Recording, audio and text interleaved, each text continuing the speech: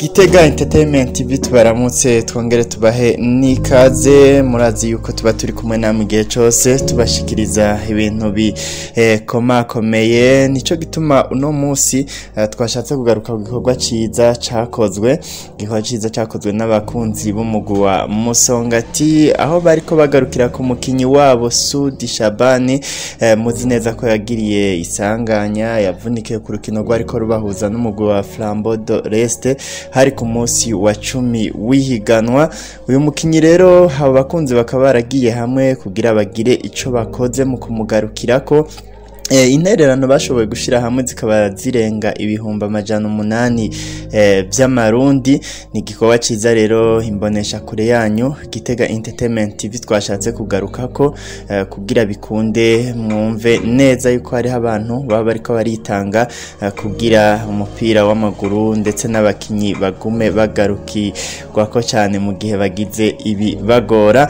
nuko twashatse kugarukako Sudi Shabani nawe akaba yaraneze cyane nkuko abishikiriza mu rurimi rw'igiswahili reka tubakanya mukurikire ukuntu ashimira abo bantu bakoze igikorwa ciza cyane.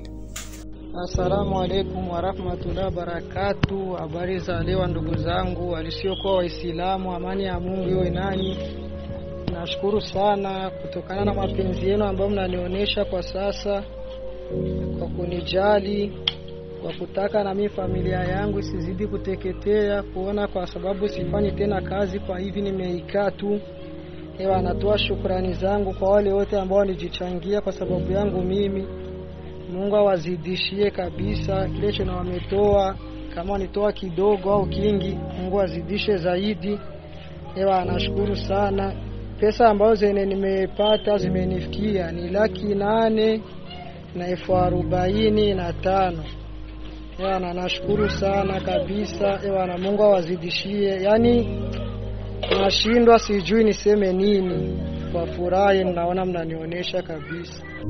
Na hivi safi alhamdulillah, namshukuru Mungu kabisa. Na hivi mguu naona unaanza kuwa na afadhali hivi, na uchezesha hata na upandisha mipeke na upeleka pembeni.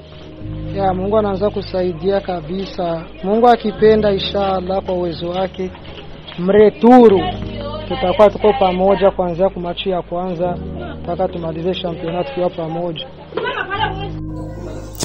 Ngira murumvise mwese yuko hari igikorwa ciza kidasanzwe Sudi Shabani ndetse nawe ashima tukaduhamagarira abantu bose rero kuba mugenda murashigikirana, kuba mugenda muraba hafi abakinyi banyu na cyane cyane nk'abakunzi b'imigwi muri Primus League dufise imigwi ishika ku 16 mu cicaro cya kabiri niko kuko nyene mwige gushigikira abakinyi banyu ndetse munashigikirane mu kibano.